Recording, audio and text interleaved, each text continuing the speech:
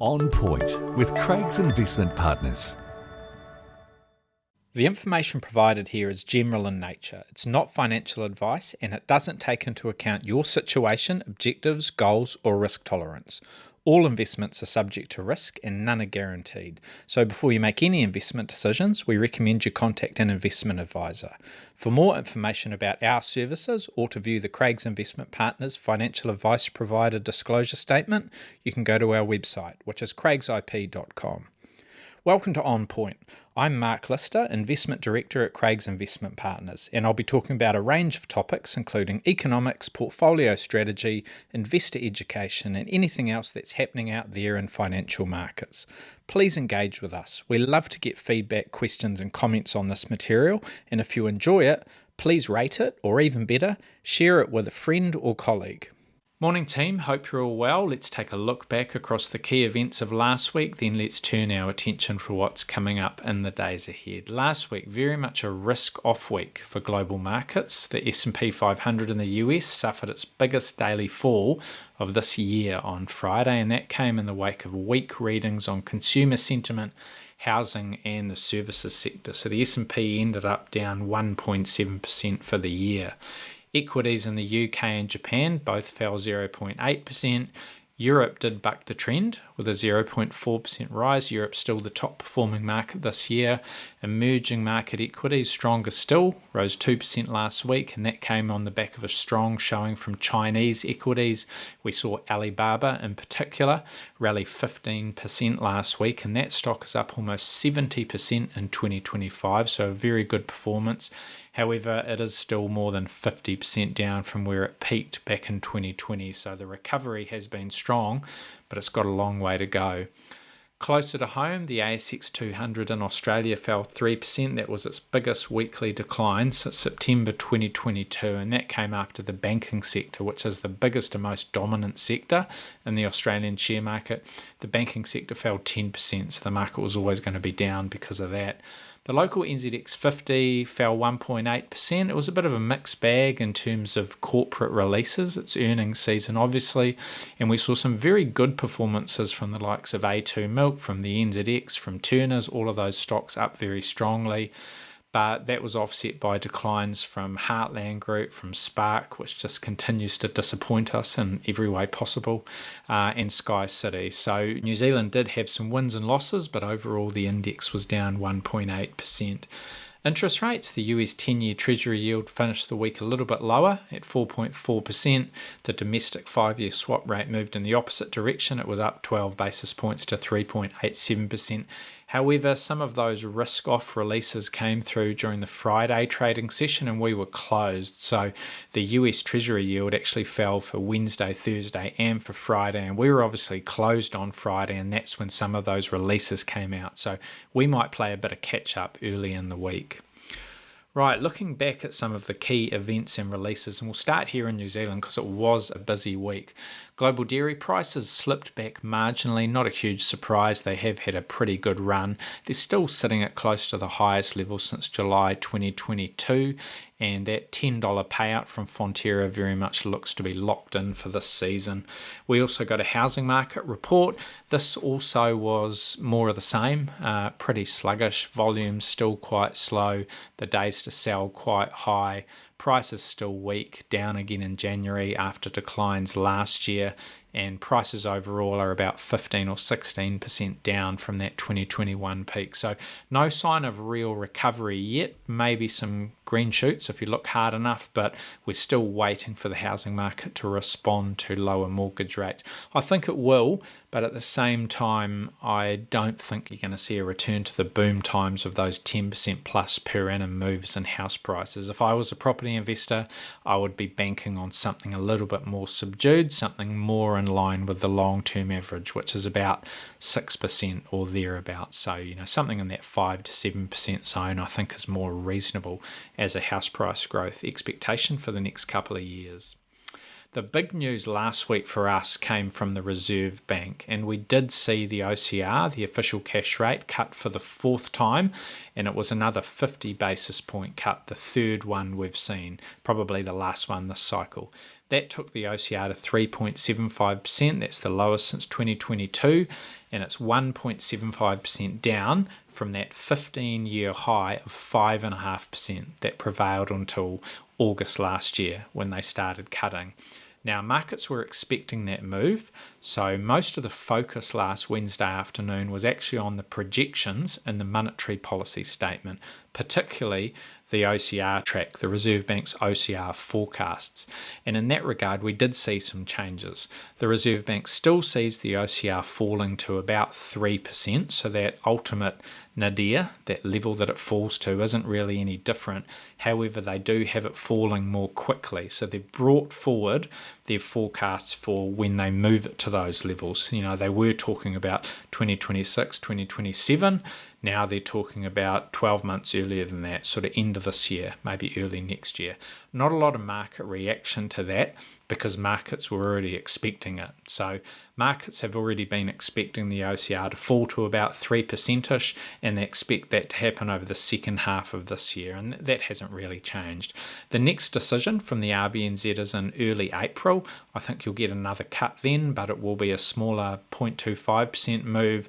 Then you'll get another one after that, maybe another one after that. You'll probably end up at 3% by October or thereabouts, unless the data changes. But that was largely expected. It's still good to be in the threes, though, isn't it, in terms of where our OCR is at? Much better than being up north of 5. And the cuts that you're seeing in mortgage rates will start to filter through to the economy over the next few months, and I think that will give us the boost that we've been waiting for.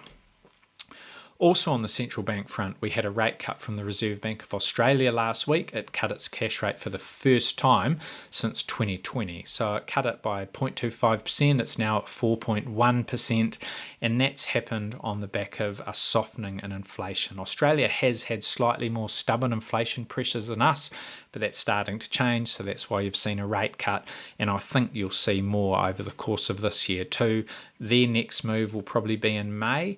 And like the Federal Reserve in the US, I think they'll move a little bit more cautiously than our Reserve Bank. So markets only see 0.25% cuts over this whole year. So we've already cut once and it was a 50, and people are expecting another 25 basis point moves. But the Federal Reserve in the US, the Reserve Bank of Australia, expected to tread a bit more carefully than our Reserve Bank.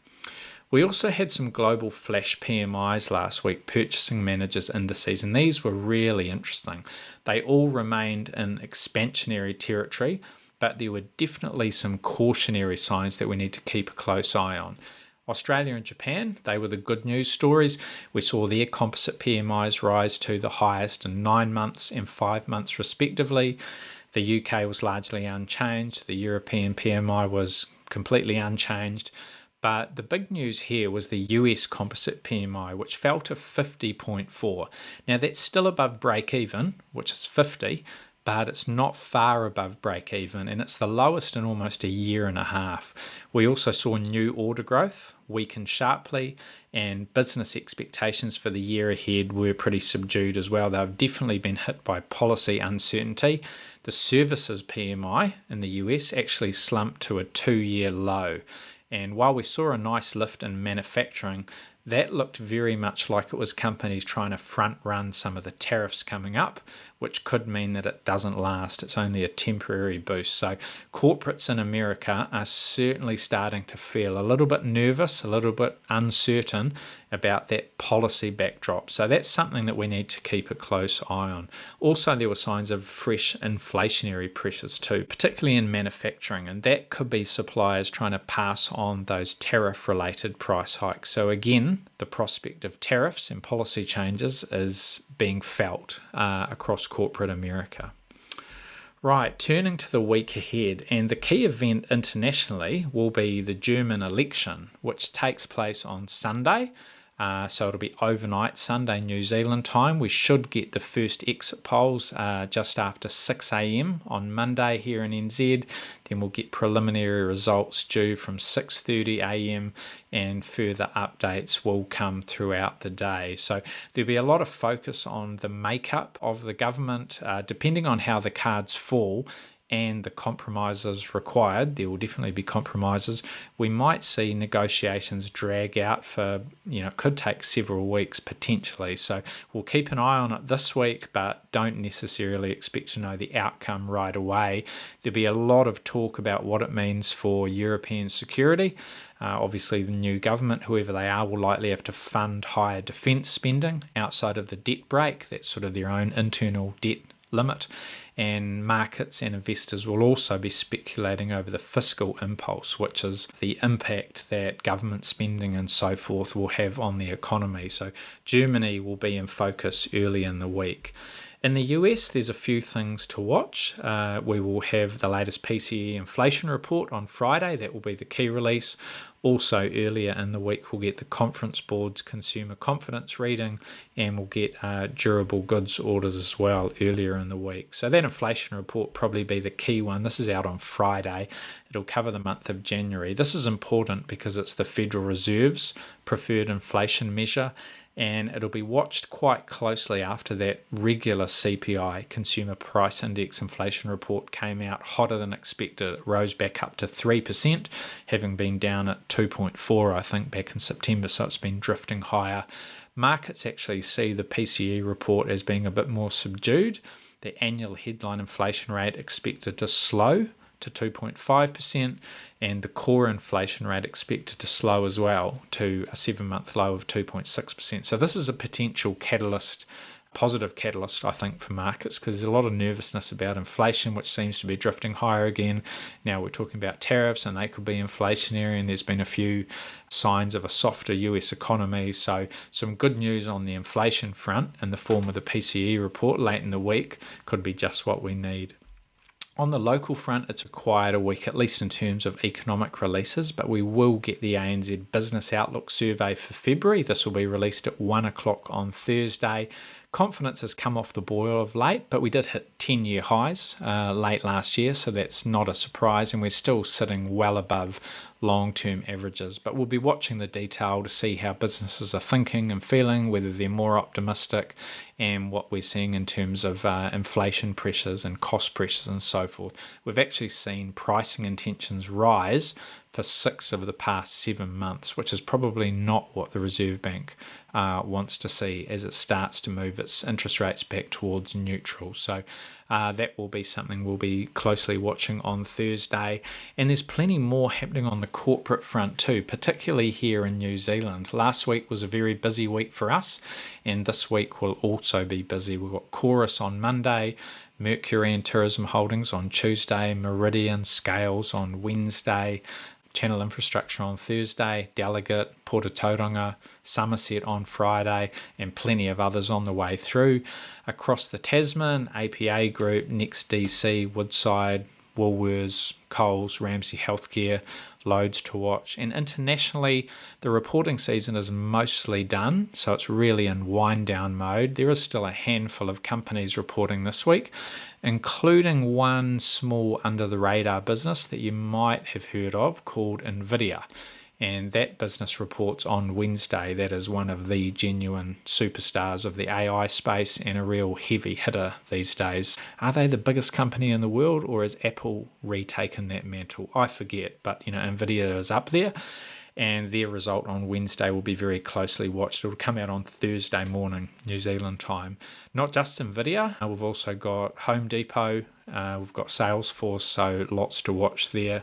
So that's how the week is shaping up. We'll have Germany in focus early in the week. We'll have US inflation late in the week. We will have business confidence here in New Zealand and a swag of earnings releases on the NZX, a handful across the Tasman, and NVIDIA obviously as well, one of the biggest and most important companies bar none. So that's how the week is shaping up. Oh, before I forget, bit of housekeeping, I will be away on holiday next weekend, so there will be no week ahead episode this time next week. No report to go with it for those of you that are lucky enough to get the report that goes along with this episode. So we will talk again soon, but in terms of the week ahead, it'll be 2 weeks from now. So enjoy your week, and we'll catch up in due course. Thanks, team.